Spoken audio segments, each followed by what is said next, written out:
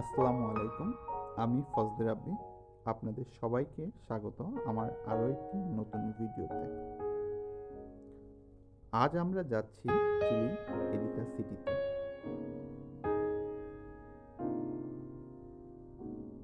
পেশাগত ব্যস্ততার কারণে খুব অল্প সময়ের জন্য আজ আমি বের হয়েছি।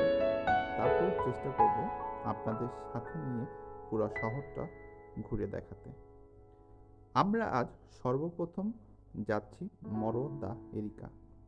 এটি অত্যন্ত গুরুত্বপূর্ণ একটি দর্শনীয় স্থান। এটির অবস্থান এরিকা শহরের কেন্দ্র থেকে প্রায় 4 কিলোমিটার দক্ষিণে।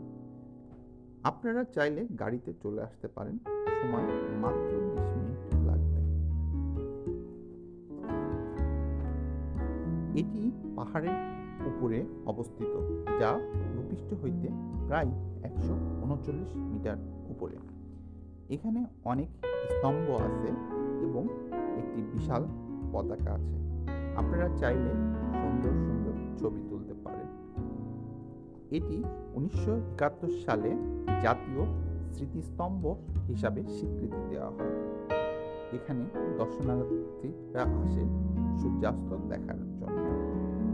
আপনি এই স্থানটিতে দাঁড়িয়ে একদিকে যেমন বিশাল সমুদ্র, অন্যদিকে এরিকা শহর দেখতে পারবেন।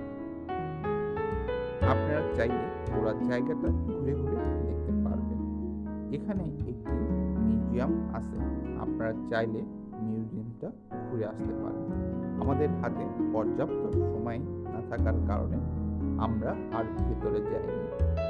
আপনারা এখানে বিভিন্ন স্তম্ভের সাথে ছবি তুলতে পারেন। এখানে প্রতিদিন অনেক দর্শনার্থী বেড়াতে আসে এবং তারা এই জায়গার সৌন্দর্য উপভোগ করে। এবার আমরা অন্য আরেকটি দর্শনীয় স্থানে যাইতেছি। আপনারা জেনে অবাক হবেন, এরিকা শহরে কখনোই বৃষ্টি হয় না। আমরা এবার লাস মাচাস সি বিচে যাব। এটি প্রায় 4 থেকে 5 মাইল উত্তর দক্ষিণে অবস্থিত। এই সমুদ্র সৈকত খুবই পরিষ্কার পরিচ্ছন্ন। এটির দৈর্ঘ্য প্রায় 2 কিলোমিটার।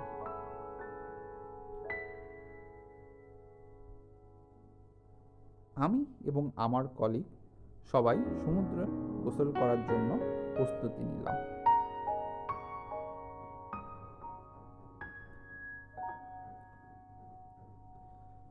এই সমুদ্র সৈকত তুলনামূলকভাবে লোকজনের সংখ্যা খুবই কম। আমরা আমাদের মতন গোসল এবং সাঁতার কাটলাম। আমাদের মাঝে অনেকেই আছে যারা সাঁতার জানে না, তারা অবশ্য ভয় পাচ্ছিল। এনিওয়ে, আমরা সমুদ্র গোসলে খুবই উপভোগ করলাম।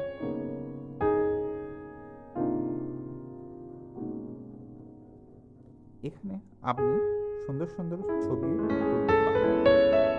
দেখতে দেখতে বিকাল হয়ে আসলো, আমাদের সময়ও প্রায় শেষের দিকে। আমরা এখান থেকে এবার এরিকা শহরে চলে যাব। শহরটা অত্যন্ত পরিষ্কার পরিচ্ছন্ন এবং তুলনামূলকভাবে জনসংখ্যা খুবই কম।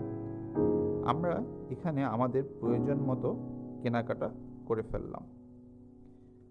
আমাদের হাতে আর সময় নেই, আমাদের এখন হোটেলে ফিরে যেতে হবে। আপনাদেরকে অসংখ্য ধন্যবাদ আজ সারাদিন আমার সাথে থাকার জন্য। ইনশাল্লাহ অন্য কোনো দিন অন্য কোনো শহরে আবার আপনাদের সাথে দেখা হবে।